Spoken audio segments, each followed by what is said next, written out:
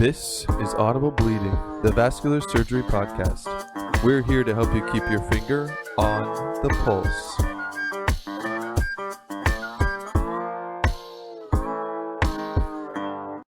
Welcome back to Audible Bleeding. I'm Adam Johnson, and I'm here with Dr. Sharif Alozi. Today is the next installment of our collaboration with the Society for Vascular Surgery Young Surgeons Advisory Committee. This committee is comprised of surgeons in their first 10 years of practice in academic and private practice settings, aimed to provide resources to develop the careers of young surgeons in vascular surgery. Today, we will discuss how to establish a busy vascular surgery practice. For the early career point of view, we have Dr. Angela Kokkosis. Dr. Kokkosis is an associate professor at Stony Brook University Medical Center, where she has been on faculty for the past 5 years. She did her undergraduate medical training at Stony Brook, then traveled across the East River to complete a vascular surgery integrated residency at Mt Sinai Medical Center in New York City in 2014. She has research interests in transcarotid arterial revascularization and peripheral arterial disease in women, and has been very involved with the SVS, publishing multiple articles and even a YouTube video on how to navigate vascular training and early career decisions. Welcome to the podcast, Dr. Kokkosis. Thank you. It's good to be here. And for our mid-career point of view, we have Dr. Faisal Aziz. Dr. Aziz is the Gilbert and Elsie H. Sealfon Endowed Associate Professor in Surgery, the Chief of the Division of Vascular Surgery, and the Program Director of the Vascular Surgery Residency at Penn State University College of Medicine, where he has been on faculty for the past 8 years. He completed his medical school at King Edward Medical University in Lahore, Pakistan, general surgery residency at New York Medical College in Valhalla, New York, and vascular surgery fellowship at the Jobst Vascular Institute in Toledo, Ohio. He is a well-respected educator at Penn State and has led multiple clinical investigations, but today, along with Dr. Kokkosis, he will be talking with us about how to establish his busy clinical practice. Welcome to the podcast, Dr. Aziz. Thank you so much. So we'll just get started talking about how to establish yourself in the clinical realm and what better to first talk about. But when you're starting a job, how do you make a good first impression? Well, I think especially if you're new to the facility and you're new to the team or the division, I mean, it sounds sort of like a no-brainer, but show up on time. It's good to be on time and know things like conferences, depending on the type of institution you're at, being at the office on time. It's sort of a first thing that staff and colleagues notice right away about somebody and whether they take you and your job seriously. How about you, Dr. Aziz? Do you have any suggestions on making good first impression? So I agree with Dr. Kokkosis. I think, first impressions matter. Like any job we do, people remember us with our first profession. So as Dr. Kokkosis says, being on time every single day is most important. But I'll go further. I'll tell you the most common mistakes which people do on starting their first job. Let's face it, whenever we start our first job, we all have been through med school, training, fellowship, or residency, and we're finally starting our job, our dream job. And we're all very proud of it. And the most common mistake which I see people do is to be arrogant, frankly, especially for surgeons. So my only advice is that, we all should realize that operating on humans is a privilege. It's not a right. It's an honor, and people who are arrogant, especially when people don't know you at a new place, can be detrimental to the future, to the entire career. The second mistake which I see people do is to be not nice to your staff. Whenever you start a new job, all people who are helping you out, the PAs, nurses, nurse practitioners, or even office secretaries, it's important to be nice to them because they will help you out in ways that you can't even imagine. The third mistake which people do is to not being nice to the trainees, especially residents and fellows. And I think we should all remember that was not a long time ago that we were in their shoes. Kiss up and kick down mentality is a recipe for disaster. We all know that we all worked hard, but we should always remember that respect is something which is earned. It's not given. And trainees will respect those faculty members who are well-disciplined and lead by example. The last thing I would say is that successful people look successful. Successful people look organized. The way you dress at the job, the way you show up on time, the way you deal with people, the way you talk to people. They're subtle things, but they go a long way to create your first impression. Yeah, I totally agree. we should treat people well and with respect just because that's the right thing to do. But on a practical note, I can't tell you the number of people who, when you're starting out in practice, will send you patients because of the way they see you behave in the hospital. So, nursing or staff or residents, and you never know where you're going to get patients from. Absolutely. We're in a profession, and, probably many other medical specialties are similar, but for us, especially for vascular surgeons, we're in a field where we need the help of the people around us. We can't do this job alone. I mean, I can't run my office by myself. I can't see 30 patients in a clinic setting by myself. And I know that it's the people around me that make it work. The same in the OR, and no matter where you are. I mean, it's the team that really counts. And definitely, as Dr. Aziz said, put your scrubs away. Don't show up with scrubs first day, first week, first month. Look nice, look professional. Patients, colleagues, they respect you for that. So I think that's great advice about the team mentality in vascular surgery. But sometimes when you come to a new place, you're working with kind of someone else's team. This is a team that might already have its own dynamics or might have its own makeup that's maybe not like a team that you've necessarily worked with before. Do you either mold to the team dynamic that already exists, or how do you really kind of bring that team together under your own leadership? So I would say that, when you go at a new place after getting trained, I can't tell you how many times I hear the statement, well, back in my institution, it used to be this way. Back there, it used to be this way. Perhaps not the smartest thing to say. I would tell you most smart people would not make judgments that soon. Most smart people would take time to absorb the information around them. And hopefully they've done a good job in doing the homework before signing up for the job. So they sort of know what they're signing up for. But in the beginning of any job, I think it takes a lot to just absorb what's going on around you. Learn the ways of the system. Learn who are your friends, learn the people who are there to help you, learn the subtle differences, because no two places are going to be alike. And most smart people, after they have an idea of what's going on around them, after I would say at least 3 to 6 months, then they start making changes in themselves or coming up with possible suggestions as to what can be done differently or not. And I think that's important because any of us in any job, you can't show up to work on day number 1 and expect people to sort of change around you or become the fellowship or residency program that you came from, because that's just not going to happen. So most smart people would absorb first before making judgments or before suggesting changes. Yeah, I would even go a step further and say that no matter where you go, you will almost never get everything you want and everything you expect. So there are reasons why you are recruited to a certain place and reasons why you decided to go to a certain place. And you should always keep in mind, what are the reasons for that? And then everything else is sort of a negotiation. And like Dr. Aziz said, listen and observe before you start trying to make big changes, because those changes, A, may not occur, or B, people will get offended by you trying to change things before you even understand the way their system works. So how do you suggest integrating into your group? You're coming in and you're either been recruited by senior partners at another institution or you've stayed at your own institution. How do you make a space for yourself then? I think it's an interesting question. I'll be curious to see what Dr. Kokkosis says. So I'll give you my example. So when I started my career, I had, 3-4 senior partners with me, and we're talking about 8-9 years ago. And at that time, in my group, people were doing endovascular, but most of my senior partners were trained before the year of endovascular. So I was sort of like the first person in my group who was trained in this new endovascular arena. Initially, I did suggest to my partners in our preoperative conferences, well, hey, you're doing this AAA open, maybe there's a way to do it endovascular. And I think, you have to know your partners, you have to be respectful, and you have to suggest in a very objective fashion that you're not belittling anybody, you're not questioning any of your senior partner's judgment, you're just coming up with an alternative solution to a problem. And frankly, I was very surprised as to how my senior partners were very receptive to new ideas. And part of the reason they recruited me was the fact that they wanted somebody to do more endovascular work. I was pleasantly surprised as to if you present your opinion objectively how receptive people are to listening to you. Because at the end of the day, all of us want what's the best for our patients.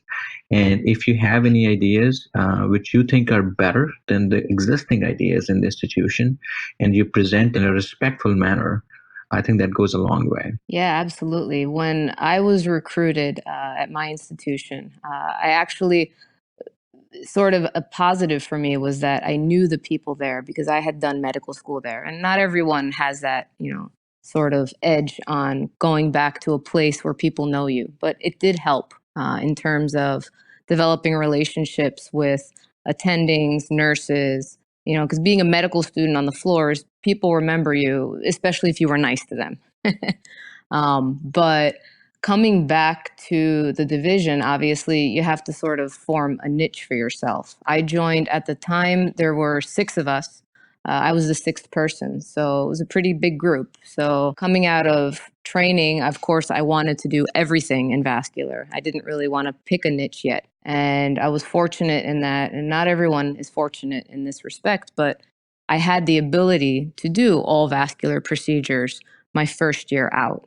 There weren't, so to speak, lines where person A was the person who did all the aortas, person B did all the carotids, person C did all the legs. However, everyone sort of has their preferences and, their favorite areas. One of the things that I was able to sort of jump on was getting the division carotid stent privileges. Having come out of training from Mt Sinai, I had a lot of carotid stents. And what I didn't know joining my group at Stony Brook was that the carotid stent privileges were controlled by the neurosurgeons. So bringing that to Stony Brook, it actually, rather than looking at it as, wow, this is something I can keep to myself, I actually used my division and worked together. We loaded all of our patients. In that way, we were able to collectively get privileges to the carotid stenting. And it just so happened that at that time was when TCAR came out. So we jumped on the TCAR bandwagon, and now most of my partners are doing carotid stents, endarterectomies, TCARs, and there's none of this sort of, it's only neurosurgery, we're not allowed to do this. So I think in that respect, you bring something to the table, but B, you don't cause, negativity amongst your partners or competition. Because at least the way I see it is it doesn't need to be a competition. If you grow your practice along with your partners, everybody grows as well. How did that first case go where the vascular surgeons weren't doing as much stenting or particularly transcarotid? How was that first case? How did you demonstrate your clinical competence to your partners? Well, it was very significant. And of course, it wasn't just me. It was 3 attendings in the room because we were all super excited. And we're like, this is finally the time where we will be able to offer all aspects of carotid procedures to our patients. And I think, everybody received it well. And moving forward, it actually forged a better relationship with the neurosurgeons and the neurologists and so forth. So yeah, I think in the end, it ended up being a very positive change. When you're starting out, people in practice, there's always a little anxiety about clinical competence. You're trained, but you're starting out yourself. Any advice on dealing with consequences of complications as well? I would say when you're fresh out of training, do not hesitate to ask for help. I absolutely asked my partners. I mean, you don't want them to think that you're incompetent, but obviously when you have complex cases, it's okay to bounce ideas off, your colleagues' heads. I mean, to this day, I will always talk about cases. In conference, we talk about cases. There's nothing wrong with that. If anything, we always grow. And I mean, it doesn't matter how experienced you are, there's always something to learn. But absolutely, in the first few months to year out of training, I would say it's okay to ask a partner to scrub in with you or to come to the room and just make sure things are okay. They respect you for that. And when they see that you're able to deal with the situation, you feel more confident. They feel more confident to leave you alone. And then, it works out in the end. Yeah, I think it's a good idea to get people on board, especially if you have a challenging case. And there's a lot of ego gratification for the senior partners when they get asked their opinion on things, and it does help to build some camaraderie. Angela, you mentioned a little bit about the sort of turf wars. Maybe we can elaborate on that from both of your perspectives on how to face the challenge of having competing specialties who have overlapping interests and when you're starting out? Yeah, turf wars are very hard, especially if you're just starting out, because a lot of times turf wars have a long political history at a particular institution. And, don't expect that you're going to make sweeping changes to the political atmosphere as soon as you join your practice. What I'll say is you really have to get all the information. Why are things the way they are from multiple sources? Just to understand sort of the culture, the climate. Is there some incentive to certain individuals for that, turf war? And then moving forward, once you have all your information, then you can start to build upon referring doctors, reaching out to people, letting them know that, hey, maybe even though the IR guys or the interventional cardiologists are doing all the leg procedures, we do these procedures too. We do them well. Use the VQI. Here's our data as a division, things like that can help change that scenery. Any pitfalls to avoid as well? Maybe Faisal, you're as a division chief, I'm sure that you've had to deal with this. Any advice you have for people starting out? Yeah, so I think let's face it, the universal truth is that there are overlapping procedures between vascular surgery, interventional radiology, and interventional cardiology. So very objectively, vascular surgeons say that, we're the best people to take care of blood vessels because guess what? We can give them medical management, we can treat them with endovascular procedures, we can treat them with open operations. Interventional radiologists would universally say that they are the technically most gifted endovascular specialists. Interventional cardiologists will say, well, they can treat coronaries, they can treat aortic valves. Why can't they treat the blood vessels? So these are the facts that we have to unfortunately live with. What I would say is that I think, all physicians who are taking care of these patients at their heart, they want the best for the patients.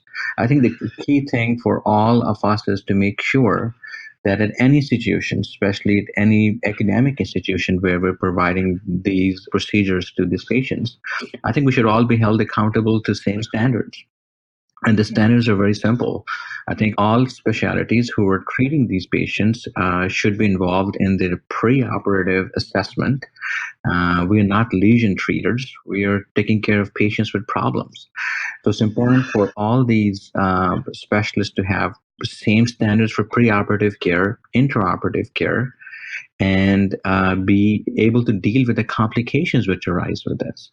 And more importantly, how do you report the outcomes? So I think at our institution, we've pushed very hard that anybody who's treating the same disease should be held accountable to same standards. For example, everybody should bring the data in the same registry. VQI is the best registry we go to. Because at the end of the day, it's about providing the best care for the patients. So at your institution, do the cardiologists participate in VQI then as well, or no? So every institutional politics is different. At our institution, there's a long history, but I'll summarize by saying that it is amazing that if you start to hold everybody responsible to same standards, you'd be surprised how many specialties would slowly leave your arena, very frankly, because how many people are interested in seeing the PAD patients every 6 months and looking at their symptoms?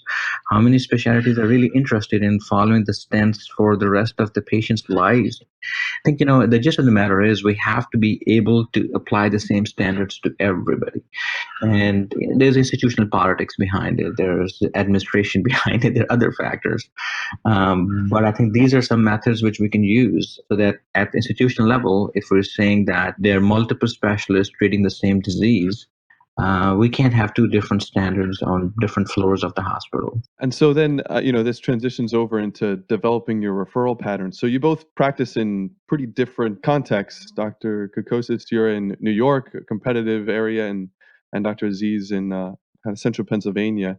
So, what are some strategies for developing this referral pattern in a new area where you don't quite have as much volume? Yeah, so I would say sort of as the common sense idea of being available all the time, being cordial to all the people you meet, that really plays a role. At my hospital, whenever I was on call, whoever the physicians were, I made it known who I am, what I do.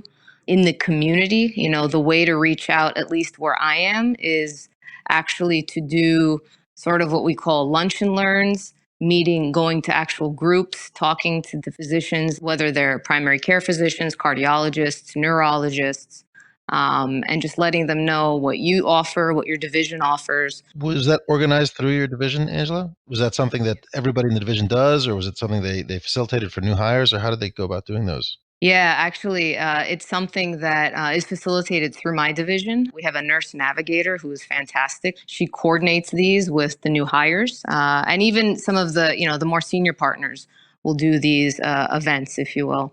In addition to that, we also have like free vascular screenings. All of these things help promote each person in the division. For example, for the vascular screenings, we would have like one person man that particular day. And therefore, if there are any patients that had positive results, needed education, then that particular surgeon was there to talk to them. Did you find those useful? I remember back when I was at Sinai, we did a couple of those, and I found that they tended to be fairly low yield because mostly healthy patients would show up who had no disease. Yeah. And you'd inform them, but you wouldn't really get access to either referring doctors or patients with disease. Do you guys find that the vascular screening things are useful? I think it's funny. I think with the vascular screenings, the ones that I participated in, what I found is exactly what you said. But because the community out here is pretty strong, people that went to the vascular screenings knew somebody or spoke to somebody about the interaction they had. And I've actually had patients trickle through the other way as consults in office hours because they said, oh, a friend of mine did this and thought that I might have this problem. So here I am. So that's interesting, but that's how it's worked out. And the other thing just to add about referring docs is, some people get kind of funny about this, but I give everybody my personal cell phone number when it comes to the physicians. You'd be worried about them calling you all the time. The default is they actually almost never call you, but just by extending yourself to that level, they know that you're serious, that you care, and God forbid they needed something or whatever it was, they would reach out to you. And it's usually by a text anyway. So I find that very helpful. I agree with that. For me, it was different landscape. But Central Pennsylvania is different in New York City. So we are the largest med center in the community, which is a great plus for us. The disadvantage is that there are multiple smaller hospitals with different specialties in which people keep doing different kind of things. So I think what helped me most was, to be honest, when you start a new practice, people don't know you. People may know your senior partners, but you are nobody. So I personally took more calls in my first 2 years, and that was a good way to accept emergencies and do more cases. But one thing somebody advised me many years ago was that I got into a habit of communicating to primary care physicians or the referring physician. So, for example, it is nice to take care of a cold leg on a Sunday, which came from somewhere. But more important is to give the feedback to the primary care physician as to what happened. So I routinely send the op notes, the copies of the operative reports to primary care physicians and whoever is involved in the patient's care. And what I also found was interesting was I started attaching in the electronic medical records and the op reports of the angiographic pictures. So it's really cool to have a preoperative CTA showing an aneurysm and a post-op completion angio showing how the aneurysm is fixed. I mean, we do it every day, but from primary care physician standpoint, it's really cool to see that you get an op note and have a pre and post-op pictures. Or if you do a tibial bypass on a guy with a non-healing wounds, every time I see them, I attach their picture of the wound to the clinic note. And I thought that in my first 3-4 years in practice, that sort of helped me a lot. They felt, first of all, in the loop. They felt that they were getting better communication. And more importantly, they felt that it was really making a difference, whatever we were doing. And that sort of opened the floodgates of sending a lot of patients. And I agree with Angela that giving cell number, I routinely gave my cell numbers to a lot of physicians. And it was surprising that the amount of phone calls that you get are relatively less, but the phone calls that you get, majority of the time were actual problems. I was expecting there'd be a lot of phone calls with very few phone calls with real problems. It turned out to be exactly opposite. There were very few phone calls, but every phone call which I got was something big, like a 9-centimeter aneurysm, or somebody who really needs an endovascular intervention on their leg, or a symptomatic carotid. That helped me personally a lot. Doing outreach to physicians, as you mentioned, can be good as well. But I think it's better if you have some sort of common patients that you have a good outcome. That tends to influence the primary care physicians referring doctors much more because they know of somebody who has suffered and you made a positive difference in their life. And now they feel more comfortable in sending you more patients. Yeah, that's probably the most important point, I think, and maybe I'll echo it again, is that your patients and your outcomes are the best advertisement for your practice, you know? Absolutely. Absolutely. To change gears a little bit, what would you say is a good strategy for incorporating newer technology that might be coming out into your practice so that you can stay on the cutting edge? I can jump on that because I recently just attended the course for the PERC AV fistula technology. So I'd say obviously it's important to learn about it, get trained on it, and to really see what it's about and if it's actually feasible, first of all. Some of the other, challenges, of course, with new technologies is convincing your institution to buy the materials. And that's a huge hurdle, depending on where you are. I mean, I'm at a state hospital and money's always tight. So it was very hard to convince them. It literally took my whole division to convince to convince the products committee to buy a few of these devices so that we could do them. They're not inexpensive. There's even cost difference between doing it open and doing it percutaneously, I understand. Yeah, there's a huge cost. So how did you guys convince them? Well, actually, it was one of my partners who was able to, between talking to the company, was able to cut down the required number of kits that we needed to half. So he sort of negotiated with the company and then got back to the products committee, and then they said, okay. So that's how it worked out. If you look at the history of vascular surgery in the past 20, 30 years, it has evolved a lot. So I think, we all have to be prepared to change and to reinvent ourselves every few years, because otherwise we will be staying back. As Dr. Kokkosis mentioned, we did the same thing with percutaneous AV fistulas. To be honest, I think it was not more so of anything else, but we were really concerned that if we don't jump on this bandwagon quick enough, there will be other specialists who will be coming in and doing it. And when we're the people who are dealing with dialysis access issues, we should be the one to start doing it before anybody else. And the other reason, as you mentioned, is, percutaneous AV fistulas are nice, but what I envision is, as you know, that they're in Europe, for example, there are centers who are advocating fem-pop bypasses using similar technique. And our concern was that if we don't jump on it now, there'll be other specialties doing fem-pop bypasses 5 years from now using the same technology. So I think we have to be aware of what's coming next and be ready to evolve ourselves constantly. I think we also have a sort of a responsibility to be gatekeepers in a way. I think, we have to familiarize ourselves with all the new technology, but not everything that comes along is necessarily better. And maybe that'll allow for a leadership position if you can sort of give some guidance on what technology to adopt and what is maybe not so useful. I absolutely agree. I mean, as we had a Twitter discussion the other day, that we are not lesion treaters. We take care of the patients. And if we have multiple ways to fix a patient or to treat a disease, we are the best people to take care of that problem. That's right. There's no universal treatment. But we should be in a position to offer all the treatment options available. I think that's best for patients. And frankly, if we are patients or our family members are patients, you want to go to the people who can treat it by all different ways and use their judgment to pick which one is the correct method. I think to wrap up our discussion on establishing a busy clinical practice, maybe one of the things we'd like to talk about is, as vascular surgeons, we all have a type A personality. Our work ethic is just work harder and work more. But really, maybe we want to get some of your insights on achieving a little bit of balance while trying to build up your practice. As a little bit of disclosure, Angela has a new baby and she's just coming back from maternity leave. So maybe she can give us a perspective, and she juggles 6 different things in the air. So maybe you guys can both give us a little perspective on work-life balance. Yeah, so I was very happy to learn that all the radiation didn't kill my possibility of having a child. So there's that. But no, in all seriousness, I'd say that when you're first starting out your practice, you have to expect that you're going to be super busy no matter what. You want to be. You want to offer your time. You'll probably be there late. You're taking extra calls like Dr. Aziz mentioned. Just expect that, because later on, it will get easier for you to cater your life and your work.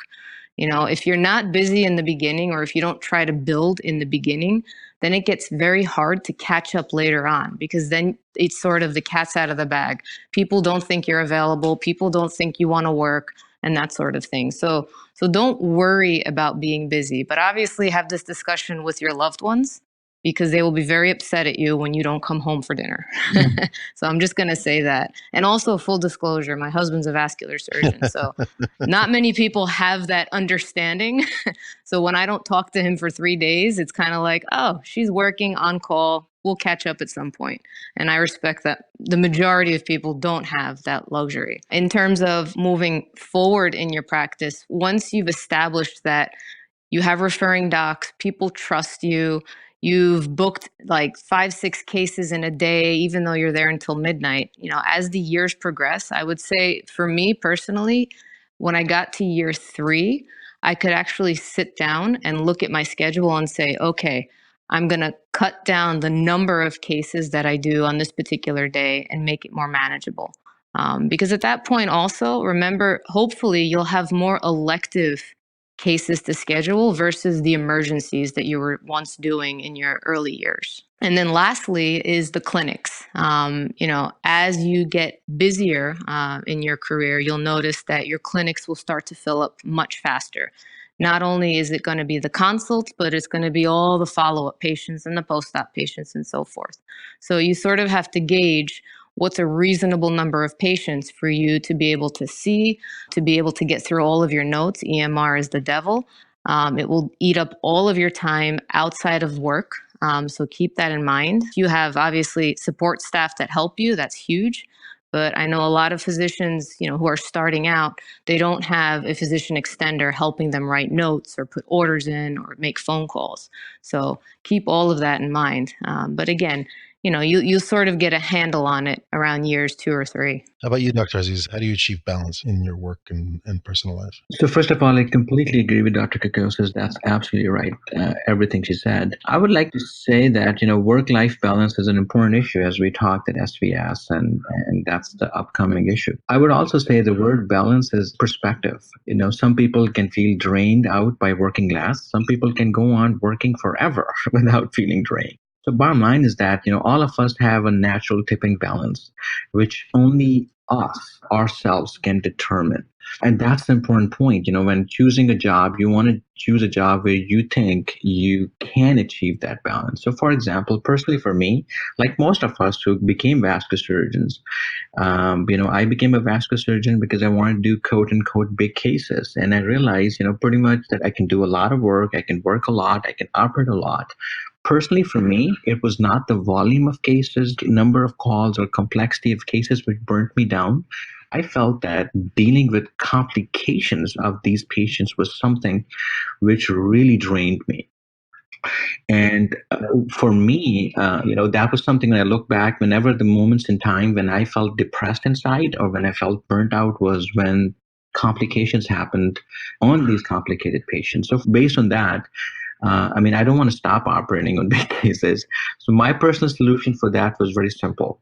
That I have now, after first 4 years of my practice, I operate in a way that I don't want to have more than 3 complicated cases in-house at any point in time. Granted, they're emergencies or not emergencies. I'm not sure why it's 2 or why not 4. I don't know. 3 was the magic number for me to deal with these headaches. Also, I made a routine that I tend to do not a big case before I'm leaving town or before I'm on vacation, because then I know that I won't be able to stop myself from constantly tracking these patients on electronic medical records, which destroys the vacation time. So I feel like that change, as Angela mentioned as well, you have to sort of come up with a happy medium, a balance in your life which you can deal with.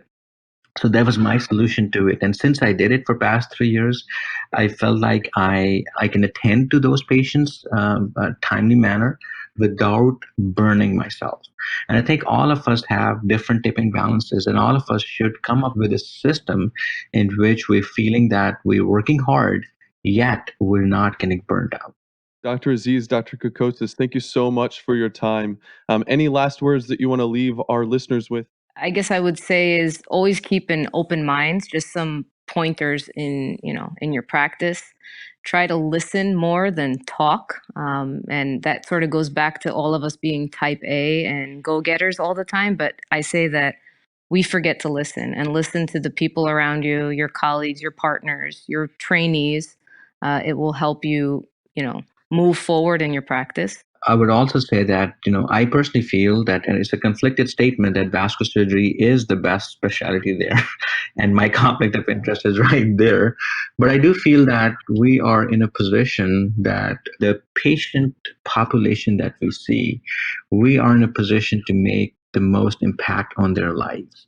And that's something sacred, that's something important, and that's something which keeps us going. And in the process of getting busy, I think we should not forget that above all, we're ethically good doctors. So we don't want to be in a position to increase the clinical practice at the cost of compromising our ethics, because many other specialties have done that. I think my point of view is very simple, that if we do ethically correct procedure for the patients, the patient volume will come to us. Eventually, the patients, the community, the referring physician, the primary care physicians will realize that this is the person who knows when to operate and he knows when not to operate. And that will eventually lead to the most satisfying careers that you have. Yeah. And what you'll find, just to add on to that, and it's so true what Dr. Aziz says, is that patients tend to think of you as their primary care doctor, and you end up treating their whole family. Yeah, that's very true. Well, thank you again, both of you, for taking the time. Thank you for having me over. Thank you so much. We are Audible Bleeding, the vascular surgery podcast, and now for yet another fundraising plug. One of the great things about podcasts is that overhead is actually pretty low. However, there are still monthly costs to cover our recording software and online hosting. That being said, for the month of July, this podcast is brought to you by the kind donation of Dr. Scott Chapman, Vascular Fellow at the University of Pittsburgh Medical Center. Thanks, Dr. Chapman, for your support. If you want to be a rock star like Dr. Chapman, click the link in our show notes or go to audiblebleeding.com/support and find out how.